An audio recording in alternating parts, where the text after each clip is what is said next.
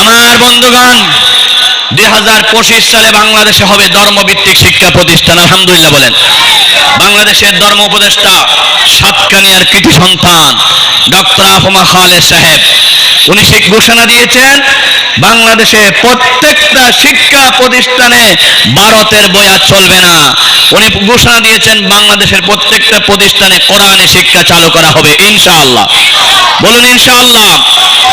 এই জালেম সরকার ভারতকে খুশি করার জন্য বুয়েট বিশ্ববিদ্যালয়ে আবরার ফাহাদকে হত্যা করেছে। ভারতকে খুশি করার জন্য সালাউদ্দিন কাদেরকে শহীদ করেছে। শুধু ভারতকে খুশি করার জন্য আল্লামা সাঈদী সাহেবকে তারা ইনজেকশন মারে জমিন থেকে বিদায় করে দিয়েছে। সুতরাং যেই ভারত আমাদের মুফাসসিরকে সহ্য করে নাই, আমাদের কলিজার টুকরা সাঈদী সাহেবকে সহ্য করে নাই, বাংলাদেশের 18 কোটি মানুষ জীবনও তাদেরকে সহ্য করব না, ঠিক কিনা? রাসূলুল্লাহ সাল্লাল্লাহু আলাইহি ওয়াসাল্লাম 1500 বছর আগে বলে দিয়েছিলেন কিয়ামতের আগে একটা যুদ্ধ হবে, ভারতের বিরুদ্ধে যুদ্ধ। কার বিরুদ্ধে যুদ্ধ হবে? আসাবাতান আখরাজাহুমুল্লাহুন নার।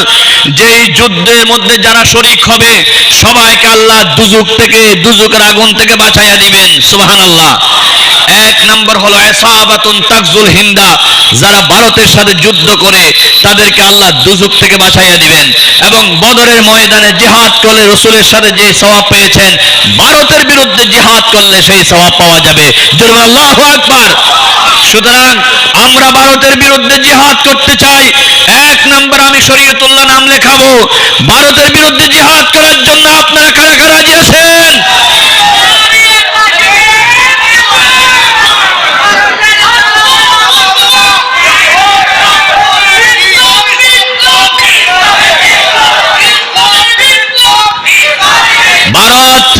ভারত বাংলাদেশের সবচাইতে বড় ক্ষতি হয়েছে, শিক্ষানীতি ধ্বংস করেছে। 2 নাম্বার বাংলাদেশের গড়কে জাহান্নামের গড় বানাইয়া দিয়েছে। আগে বাংলাদেশের গড়ে কি পরিবেশ ছিল, স্বামী স্ত্রীর মধ্যে কি ভালোবাসা ছিল, ছেলে বাবার মধ্যে কি আন্তরিকতা ছিল। আগের যুগের মানুষরা, মহিলারা কি ভদ্র ছিল।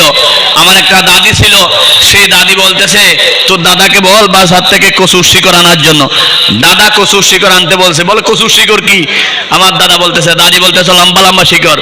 কি কচুর লতি নিবে? হ্যাঁ লতি। তো লতি বলেন না কেন? বল তোর দাদার নাম আব্দুল লতিফ, আমি কেমনে কচুর লতি বলি? সেরকম একটা সমাজের মধ্যে স্বামী স্ত্রীর মধ্যে মিল মোহাব্বত ছিল। কিন্তু ভারতের স্টার জলসা, জি বাংলা, এই সমস্ত চ্যানেলগুলো চালু করার কারণে বাংলাদেশের স্বামী স্ত্রীর মধ্যে রাশিয়া ইউক্রেন যুদ্ধ শুরু হয়েছে, ঠিক কিনা? স্বামী স্ত্রীকে মানে না, স্ত্রী স্বামীকে মানে না। একজন অপরজনের সাথে সারাক্ষণ যুদ্ধ করে। স্ত্রী স্বামীকে নাম ধরে রাখে, ওই আবুল কালাম এক গ্লাস পানি দাও। আমি বলি আবুল কালামকে, বলে স্বামী তো নাম ধরেন কেন? বলে এটা ডিজিটাল যুগ তো সেই জন্য। আগের যুগের মহিলারা শাশুর বাড়ি থেকে বাপর বাড়ি যাইতো, রিক্সা চতুর্দিকে শাড়ি বেড়াইতো, ফাঁসাইতো কিনা? এখন এগুলো আছে? কারণ